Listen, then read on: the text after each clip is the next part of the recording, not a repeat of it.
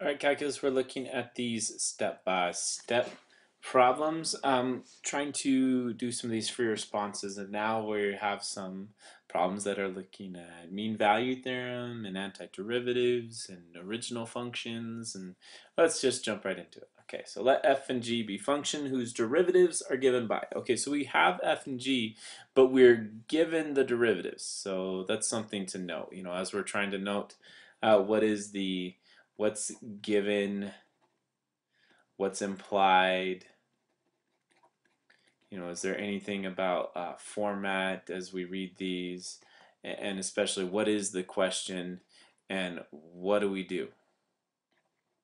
What to do, what to do, what to do.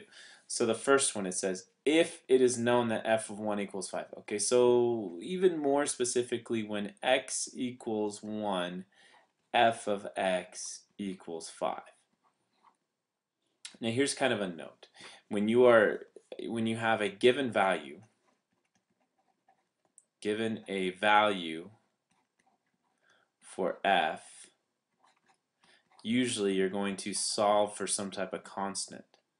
Not always, but solving for a constant is kind of the typical thing that you would do with that, because that's what you need it for.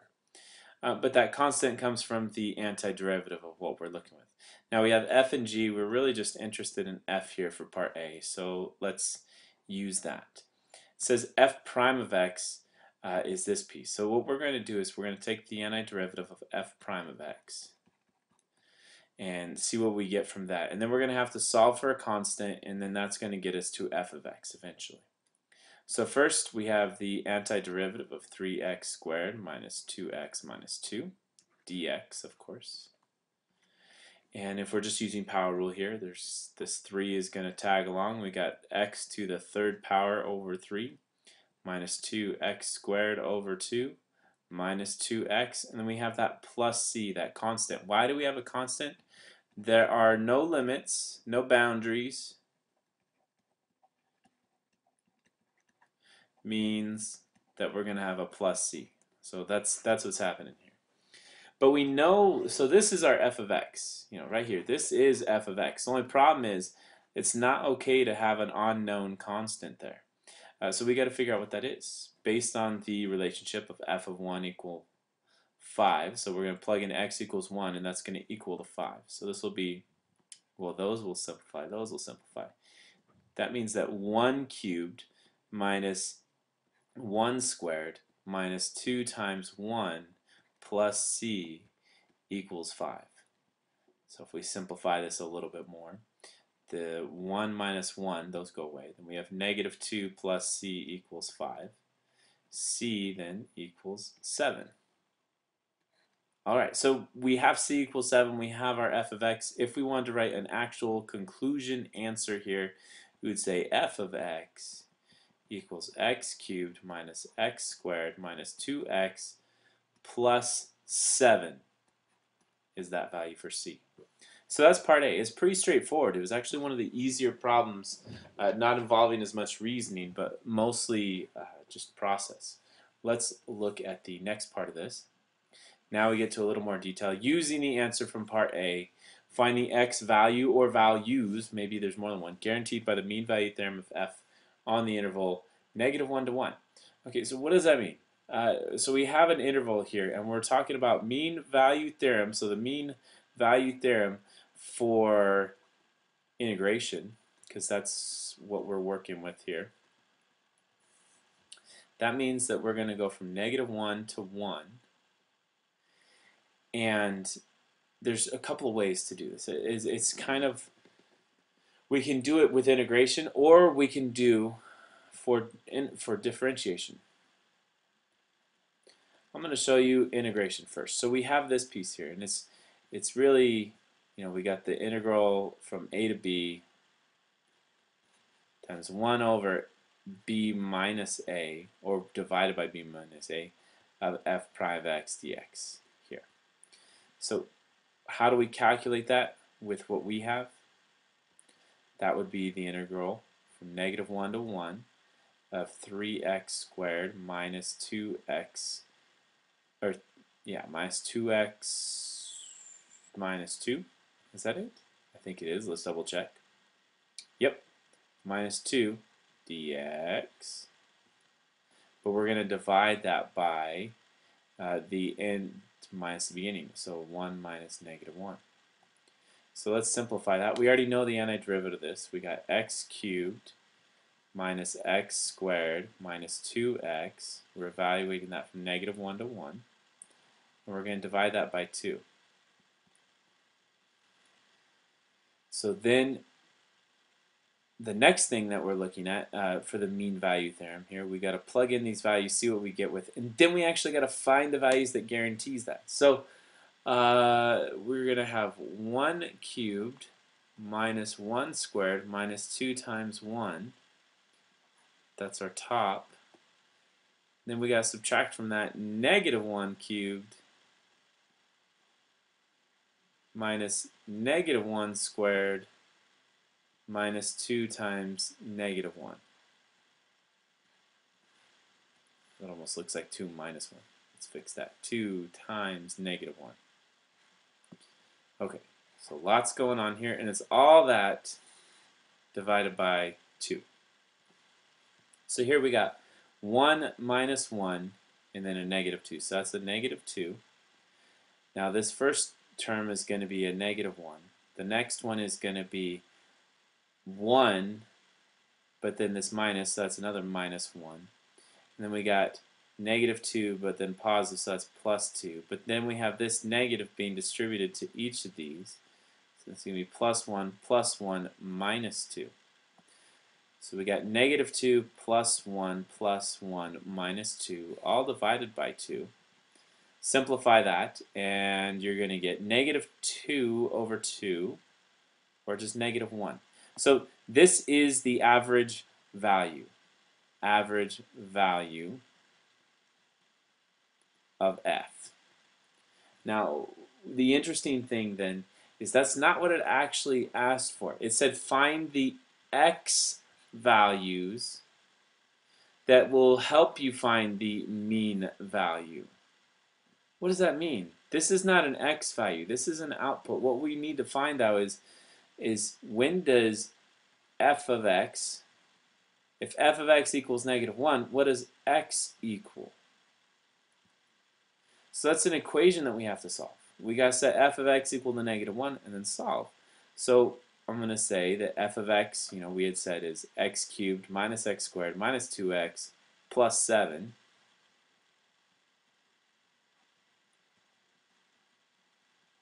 And that's got to equal negative 1.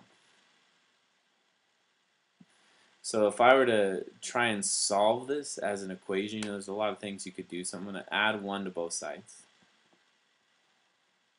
And get 0 equals x cubed minus x squared minus 2x plus 8. Okay, now this isn't exactly obvious, but I'm pretty sure that 2 is going to be some type of, how would you say, that if I plug in 2, it's going to be a factor here. So let's just check that. I can do some synthetic division. If I were to divide out 2, I got 1, negative 2, and then 8. So 2 times 1 is 2, negative 1 plus 2 is 1, 2 times 1 is 2, negative 2 plus 2, so that's not really working. Let's try a negative 2 in here. Negative 2 times 1 is negative 2. Add these together, that becomes negative 3. Then multiply those and you're going to get negative 6, no, positive 6. And then negative 2 plus 6 is 4. Then negative 2 times 4 is negative 8. And then we get 0. Okay, so that's going to be something we can find. So that means that I know I can factor out x minus 2, not x minus 2, x plus 2. Then I would have x squared minus 3x plus 4. So here's kind of a problem as we're looking at this. We're trying to figure out when in this interval, where are the x values in the interval negative 1 to 1, where we can calculate the mean value theorem on f. on the interval -1 to 1. So let's do some graphing here just to see where these numbers are coming from. So I'm going to go to my y equals and let's clear out these. These are old ones. Whoops, go to. We want to clear. So the term or the function we were having is x to the third power minus x squared minus 2x plus 7. Okay, so that's my function there. And we figured out that the average value of that, it looked like, was -1. Well, let's go ahead and graph this. We're just going to do a standard window. Let's see what this looks like. Now, from -1 to 1, it was saying that the average value was -1. And it looks like that might not necessarily be true. So that was that was actually f. Let's look at our f prime. So that was 3x squared minus 2x minus 2. Then we can delete these other things. Okay, now between -1 and 1, that does kind of look like the average value would be around -1. So what I'm going to do is I'm going to integrate that area between -1 and 1 and then divide that by 2 and see what we got. So we have y equals,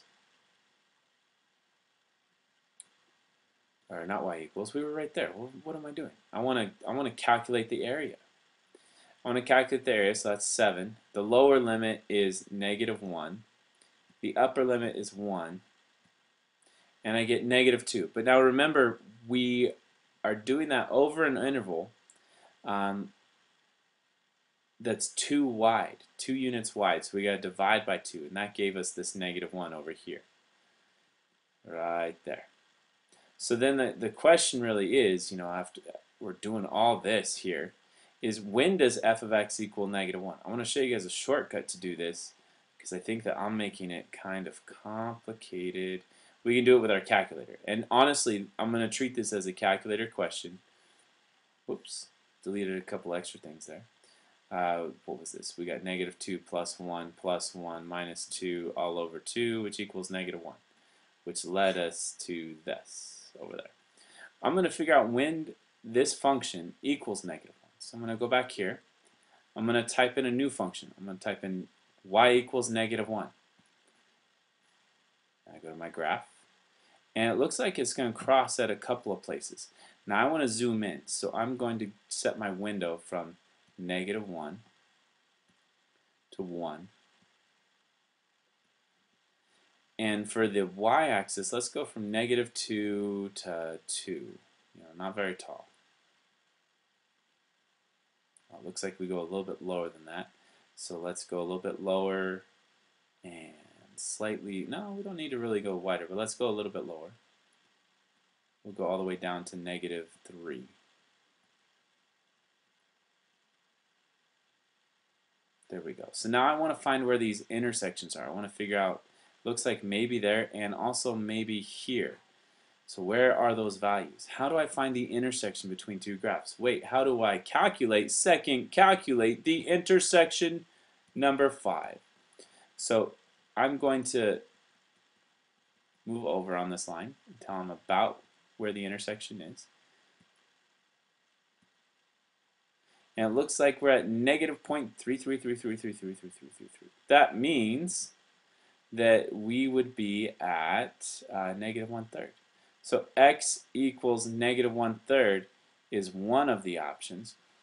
-1/3. Well, that's a sloppy 3. Here we go. Let's see, it looks like there might be another one though, at x equals something else.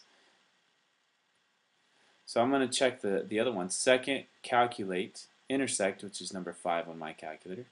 Now this time I got to go all the way over to the other side.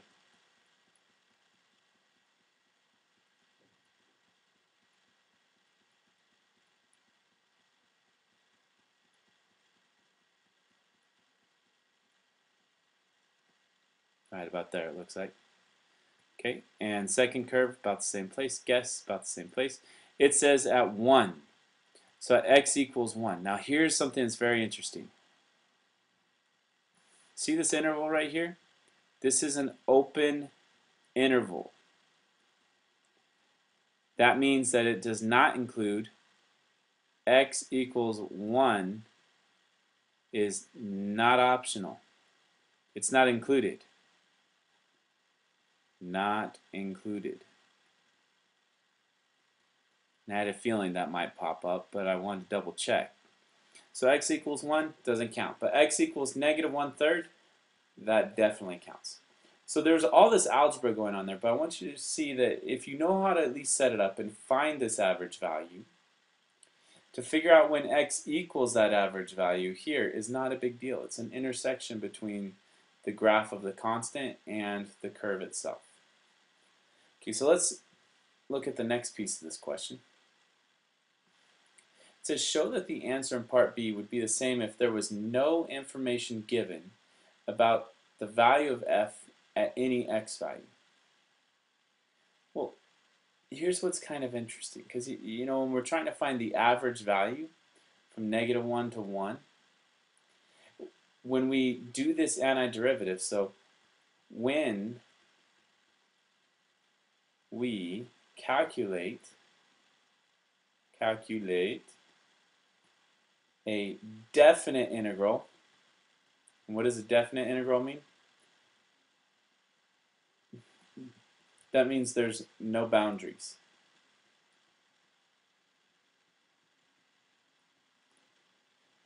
That also means there will be, or there will not be, actually is a better way to say it, there will not be any constants to solve for.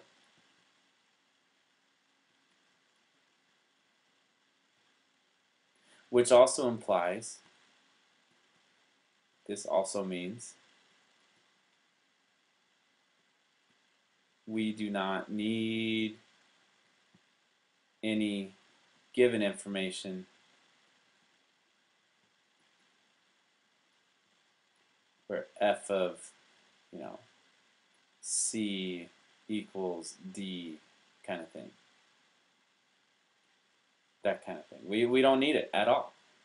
Because we had these boundaries here for a definite integral of f prime of x dx, we didn't need to do that. And to do the average value, the mean value theorem is telling us that we're going to be doing the calculation 1 over b minus a times the integral a to b of f prime of x dx.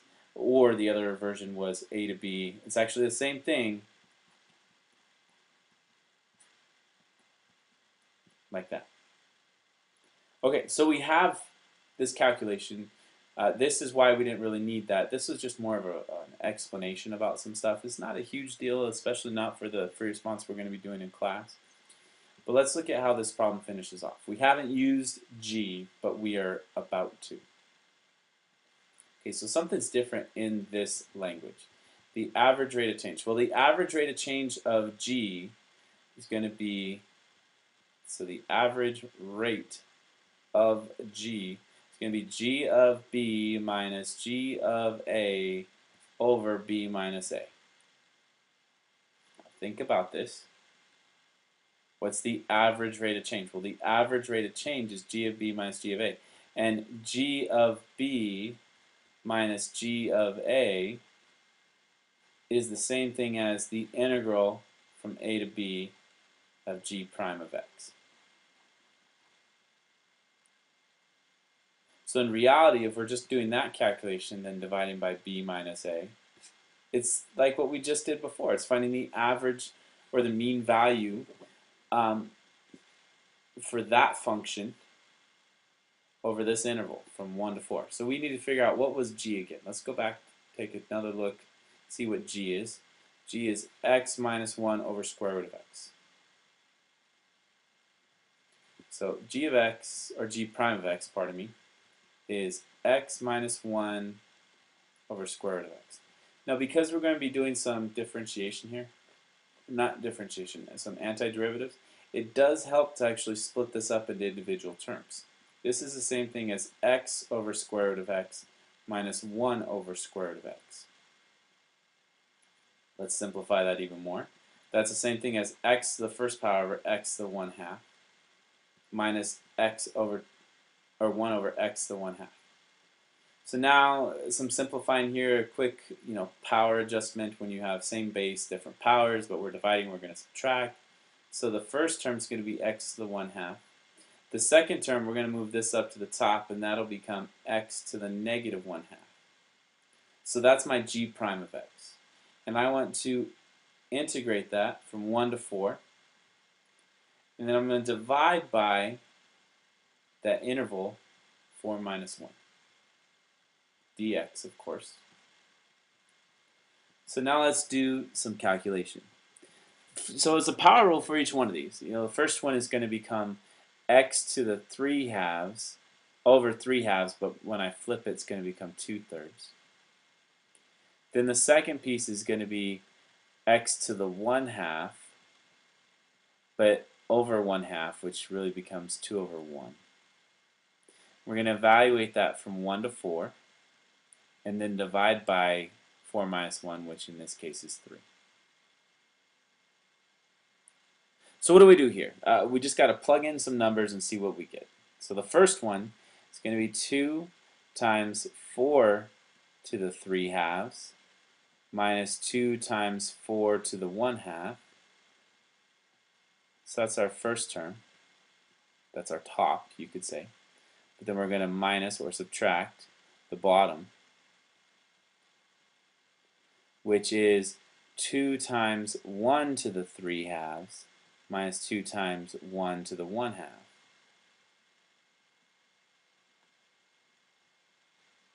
We subtract that, it's always top minus bottom, and then over 3. Now that we're at this point, something interesting kind of happens. We are doing a free response question. We don't need to simplify. If this were a multiple choice question, you would need to, but this is a free response question. From here on out, it's just numerical calculation, no need to simplify. I'm going to, but all the stuff that I'm about to do in red is not necessary for free response questions. So let's start with the first one. 4 to the 3/2. That means square root and cube. I would do the square root first. So I'm going to square root 4, which is 2. Then cube it, and that's 8. And then times another 2 here, and that's going to give me 16. Next, I have square root of 4, which is 2, times 2, so that's 4. So there's my first half. Second one, 1 to any power, whether it's a fraction, decimal, anything, negative, whatever, is always 1. That's just awesome. So this is going to be minus 2 minus 2. Now notice something here. 2 minus 2, that's 0, goes away, so we're really just interested in the first term. It's this over 3. 16 minus 4 is 12. 12 divided by 3 is 4. Now that would be the average rate of change of g on that interval.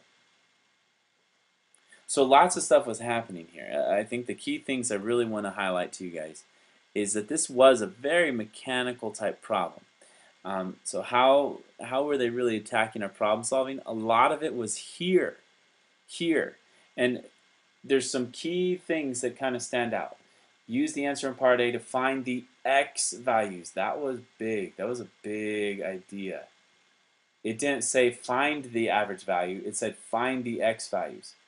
So this brings up kind of a crossroads. If it says find the average value of something, or use the mean value theorem, that means do the integral from a to b of f of whatever, d whatever, and then divide by b minus a. And you get some number, we usually call this like a c. But then if it says what is the x value, or when in the function is it talking about that, then you need to do the antiderivative here. Let's say if that was f prime, then you're trying to figure out f of x equals c. What is x? So you got to set your function equal to c and then solve backwards for x. Okay, so that's quick, fast, almost too fast. Run through on this problem. Try it, watch it again, see if you can get the same numbers. Really look at just using calculator for this kind of stuff. It is possible to do it algebraically. I was making a mistake somewhere in the middle, but not sure where. But calculator is really the style of problem you would see for these things. Alright, I will see you in the next video.